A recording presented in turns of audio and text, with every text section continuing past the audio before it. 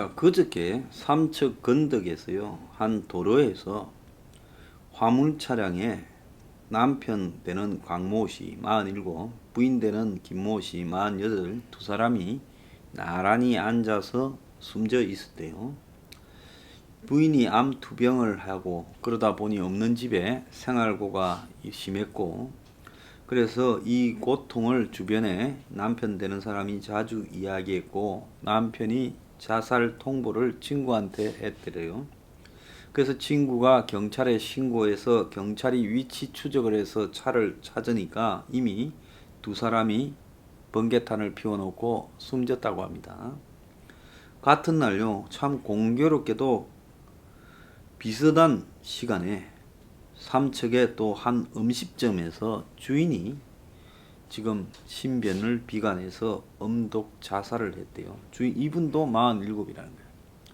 그래서 23일 날 정오쯤에 삼척에서만 세 사람이 자살을 하는 일이 벌어졌습니다.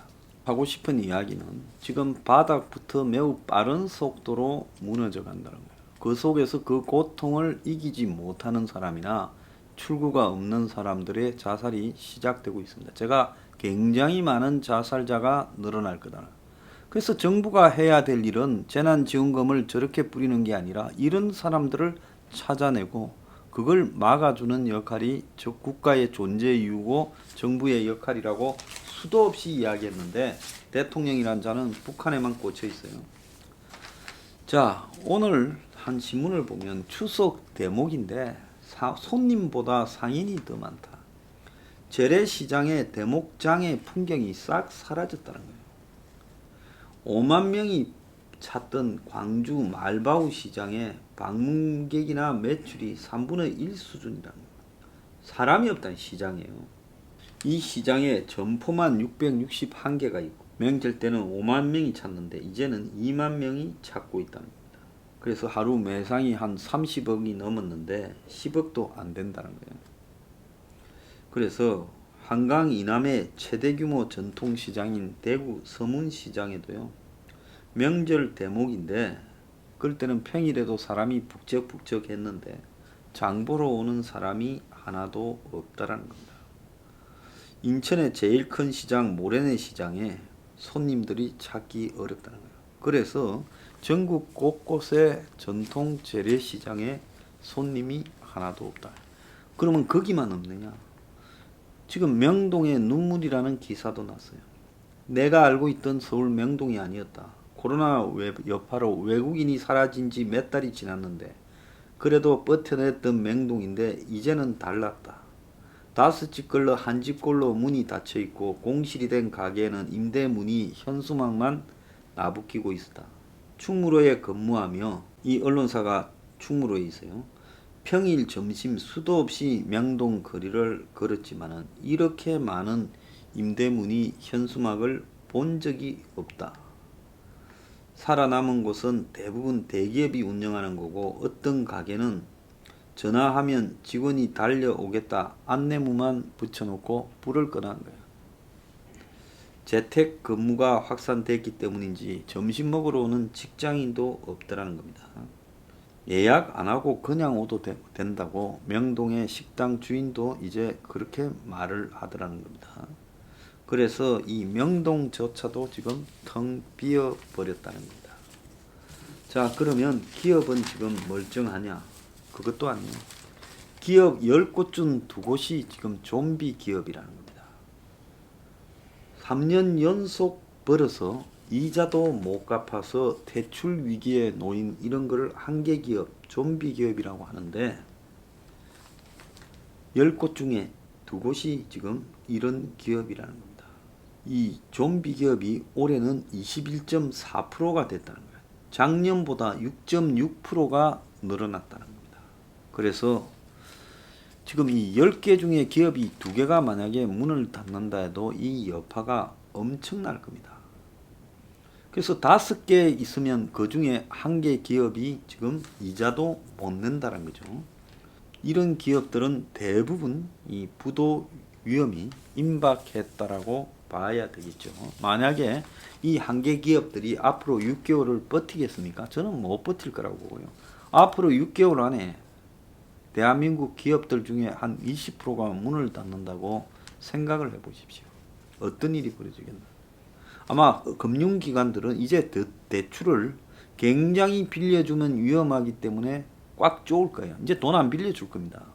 그러면 기업들은 이제 이 한계 기업들은 어디 가서 돈을 갖고 와서 운영을 하겠어요? 벌어서 이자도 못 내는 적자인데요.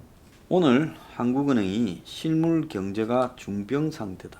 부동산만 펄펄 난다 하면서 14년 만에 최대의 괴리를 보이고 있다. 그리고 전체 금융 시스템이 불안이 가중되어서 금융 불안 정도가 2008년 금융위기와 비슷한 수준이 되었다고 실토했습니다. 제가 금융위기 온다고 하지 않았습니까? 자, 오늘 한국은행이 실토했어요. 그래서 금융안정지수가 70.1로 금융위기 때인 2008년 3분기, 그때 2008년 딱 추석 때 금융위기가 터졌어요.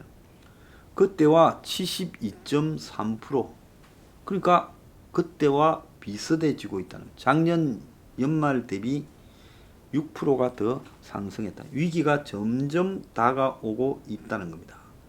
그 원인을 보면 코로나로 기업 가계의 빚이 늘어서라기보다는 부동산 가격이 올라서 이런 위기가 지금 발생하고 있다는 거예요. 그래서 부동산 가격이 실물 경제와 얼마나 괴리되어 있는지 보려고 주택가격 상승률에서 GDP 성장률을 뺐더니, 그러니까 GDP 성장하는 만큼 주택가격이 올라가면 그거는 실물 경제하고 똑같다라는 걸로 봐야 되지 않겠어요? 그러니까 얼마가 나오는가 하면 올해 1분기가 2.9포인트, 지금 14년 만에 제일 높았다는 겁니다. 그래서 GDP 성장률과 집값의 괴리가 너무 심해지고 있다는 겁니다. 그래서 이 지금 부동산뿐만 아니라 주식시장의 변동성 위기가 왔다고도 경고를 했어요. 그래서 한국의 지금 주식시장이 기업들은 다 죽을 쓰고 있는데 주식 가격은 지금 투기꾼들이 몰려들어서 남는 유동성, 돈으로 저리 유동성으로 지금 투기꾼만 몰려들어서 빚내서 주식하는 그런 형국이 진행되고 있습니다. 자, 이 와중에 기가 찬 거는 서울 아파트 값이 65주 연속 올라서 연말까지 오를 거다라고 하고 있습니다. 27, 8평짜리 아파트가 두 달 새 전세 가격이 그냥 1억 3천씩 오릅니다.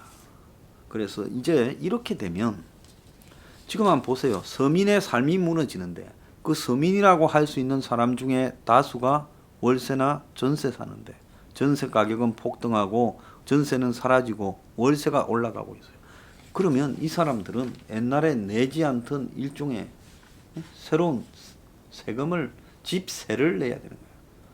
자, 그러면 이 어떻게 살겠습니까? 소득들은 줄어가고 있는데. 그래서 코로나 갈라치기가 약자에게 이 코로나가 더 가혹한 재난이 되고 있다는 거죠. 미국도 보면요, 코로나로 죽은 사람의 대부분은 서민이거나 빈민입니다. 미국에 아주 잘 사는 사람 중에 할리우드 배우나 IT 기업의 회장들이나 소득을 많이 버는 전문인이라고 할 수 있는 뭐 변호사나 뭐 금융인, 이런 사람 중에 코로나로 죽은 사람은 거의 없어요. 그야말로 살기 위해서 사람과 부딪히는 일을 해야 되는 뭐 버스 기사, 뭐 마트의 캐셔, 그냥 혼자서 독거하면서 소득을 벌려고 애를 쓰는 노인, 이런 사람들이 미국에 대부분 죽었습니다. 그래서 코로나로 인해서 경제적 격차도 더 커지고요. 이거보다 더 큰 문제는 뭔가 하면 교육에서 원격 수업으로 가다 보니 있는 집 애들은 원격 수업은 개무시하고 애들을 어떤 형태로든 가르칩니다. 어디 보내서 그냥. 없는 집 애들은 이제 교육도 못 받고 집에서 그냥 오락이나 게임이나 하고 뒹굴거리고 있어요.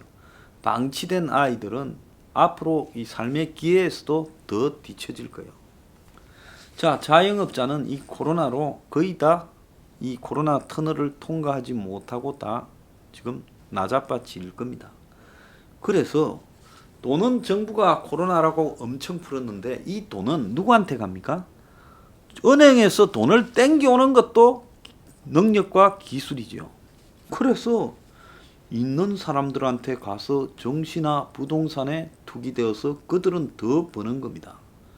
그래서 이 정권이 그야말로 코로나로 없는 자와 있는 자를 완전히 지금 갈라치기 위해서 추석을 앞두고 없는 자는 거의 바닥으로 내몰고 있다는 겁니다.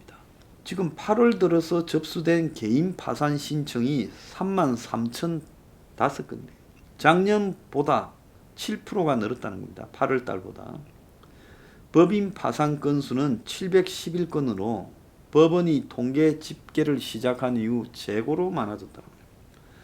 그래서 실업, 폐업, 파산으로 발생한 수많은 실직자들이 대리운전을 하고 일용직을 하고 있어요.